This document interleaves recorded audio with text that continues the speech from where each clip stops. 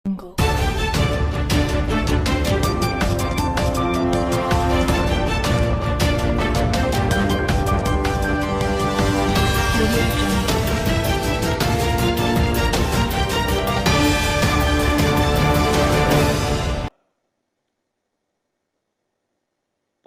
తారీఖున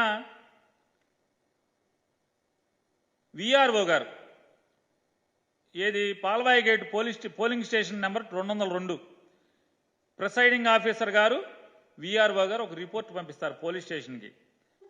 ఆ రిపోర్ట్లో ఏమనంటుందంటే గుర్తు తెలియని వ్యక్తులు ఓటింగ్ మెషిన్ని ధ్వంసం చేశారు అని ఉంటుంది. దాంట్లో ఎక్కడా కూడా పిన్నెల్లి రామకృష్ణారెడ్డి ఎమ్మెల్యే వచ్చి ధ్వంసం చేశాడని పోలింగ్ ఆఫీసర్ కానీ ప్రిసైడింగ్ ఆఫీసర్ కానీ లేదా స్థానిక విఆర్ఓ కానీ పాల్వాయి గేట్ విఆర్ఓ కానీ ఎక్కడ మెన్షన్ చేయరు. మరి అక్కడ పోలింగ్ బూత్లో ఉన్న పోలీసులు ఉన్నారు కదా, ఎవరు మాట్లాడరు. ఎవరు కనీసం ఎమ్మెల్యే గారు పాల్గొన్నారని కూడా ఎవరు ఒక్కరోజు కూడా మెన్షన్ చేయలేదు. కనీసం రాతపూర్వకంగా కూడా రిపోర్ట్లో కూడా ఎమ్మెల్యే పేరు లేదు.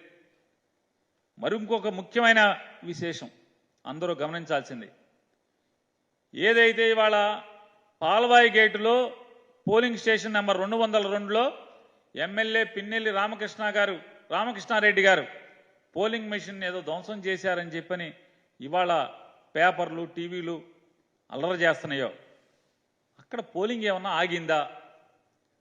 ఒక్క గంట పాటు ఏమన్నా పోలింగ్ ఆగిందా?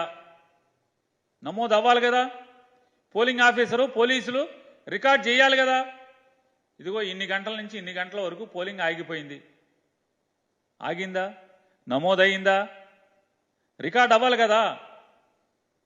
లాగ్బుక్లో ఉదయం 7 గంటల నుంచి సాయంత్రం పోలింగ్ మూసే వరకు, అది రాత్రి అవని 5 గంటలకు అవని, అది 6 గంటలకు అవని, లేదా 7 గంటలకు అవని, 8 గంటలకు అవని, చివరి ఓటర్ ఓటేసేంత వరకు కూడా ఏదన్నా సంఘటన జరిగితే పోలింగ్ మెషిన్ పనిచేయటం ఆగిపోతే రిపేర్ వచ్చినా రాయాలి కదా.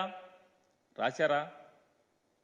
ధ్వంసమైన పోలింగ్ ఆగిపోయినంటే పోలింగ్ ఆగలేదు, పోలింగ్ ప్రక్రియ ఆగలేదు, పోలింగ్ శుభ్రంగా జరిగింది. 15వ తారీఖున ఎఫ్ఐఆర్ కడతారు.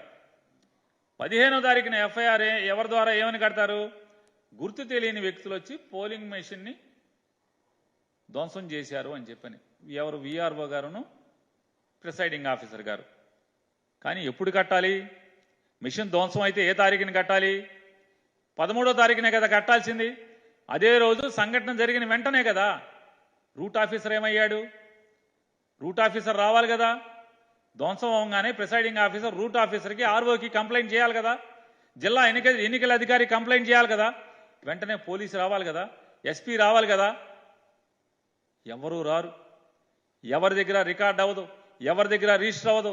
కనీసం 13వ తారీఖు ఎఫ్ఐఆర్ కూడా అవ్వదు, కంప్లైంట్ ఉండదు 13వ తారీఖు. మరి ఎమ్మెల్యే నిజంగా ధ్వంసం చేస్తే మరి 13వ తారీఖున ఎఫ్ఐఆర్ ఎందుకు కట్టలేదు? ఎందుకు రిపోర్ట్ చేయలేదు?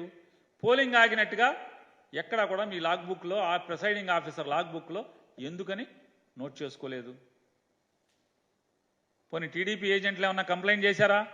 రాతపూర్వకమైన కంప్లైంట్ ఉండాలి కదా. దాంట్లో టీడీపీ ఏజెంట్లు ఉన్నారు కదా, లేదు కదా. మరి 13వ తారీఖున ఎఫ్ఐఆర్ ఎందుకు కట్టలేదు? కంప్లైంట్ ఎందుకు జరగలేదు? జరగకపోగా 15వ తారీఖున ఎఫ్ఐఆర్ కడతారు. దాంట్లో ఎమ్మెల్యే గారి పేరు ఉండదు, పిన్నెల్లి రామకృష్ణారెడ్డి గారి పేరు ఉండదు. 17వ తారీఖున సిట్ కాన్స్టిట్యూట్ అవుద్ది. ఈ గొడవలన్నీ కూడా టీవీల్లో చూసిన తర్వాత election commission of India direction మేరకు సిట్ కాన్స్టిట్యూట్ అవుద్ది. డీజీపీ గారు ఒక సిట్ని కాన్స్టిట్యూట్ చేస్తాడు, స్పెషల్ ఇన్వెస్టిగేషన్ టీంని. 17వ తారీఖే సిట్టు మాచర్ల, అనంతపురం, తిరుపతి అన్ని వెళ్ళిపోతుంది. అక్కడికి క్షుణ్ణంగా అన్ని ఊర్లు వెళ్తారు, గొడవలు జరిగిన అన్ని చోట్ల విచారణ చేస్తారు, క్షుణ్ణంగా అధ్యయనం చేస్తారు. 18వ తారీఖున సిట్ వచ్చి మాచర్ల వెళ్ళొచ్చి డీజీపీ గారికి ఒక రిపోర్ట్ కూడా ఇస్తారు. ఎక్కడా వీటిలో 13వ తారీఖున ఇన్సిడెంట్ రోజు ఎఫ్ఐఆర్ అవ్వదు. 15వ తారీఖు ఏమో ప్రిసైడింగ్ ఆఫీసర్ తాపీగా ఏదో చుట్టాలింటికి పెళ్లికి వెళ్ళి వచ్చినట్టుగా ఆ రోజు కంప్లైంట్ ఇచ్చాడంటారు, విఆర్ఓ ఇచ్చాడంటారు.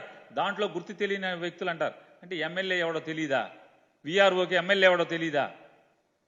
ప్రిసైడింగ్ ఆఫీసర్కి ఎమ్మెల్యే ఎవడో తెలీదా? నిజంగా మరి బదలు కొట్టుంటే మరి ఎమ్మెల్యే పేరు ఉండదు.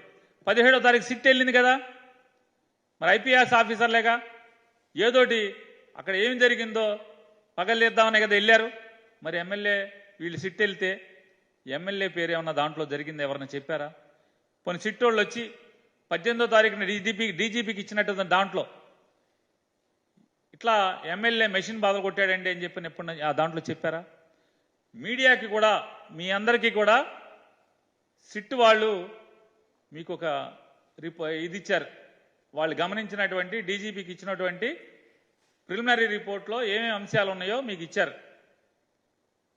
దాంట్లో ఎక్కడ కూడా ఓటింగ్ మిషన్లు పగిలినాయి అని కానీ దాడి జరిగిందని కానీ దాంట్లో ఎమ్మెల్యే పాల్గొన్నాడు, పిన్నెల్లి రామకృష్ణారెడ్డి గారు పాల్గొన్నాడని కానీ ఎక్కడ సిట్ ఇచ్చిన డీజీపీ గారికి ఇచ్చినటువంటి ప్రిలిమినరీ రిపోర్ట్లో ఎక్కడా లేదు. దానికి సాక్ష్యం మీడియాకి ప్రిలిమినరీ రిపోర్ట్లో ఏమేమి ఉన్నాయో మీడియాకి రివీల్ చేశారు. మరి ఎమ్మెల్యే నిజంగా పాల్గొంటే అది చాలా సెన్సేషన్ ఇష్యూ కదా. ఓటింగ్ మెషిన్లు బదలైపోతే చాలా సెన్సేషన్ ఇష్యూ కదా. అది ప్రపంచానికి తెలియదు కదా. మరి మీరేం చేశారు?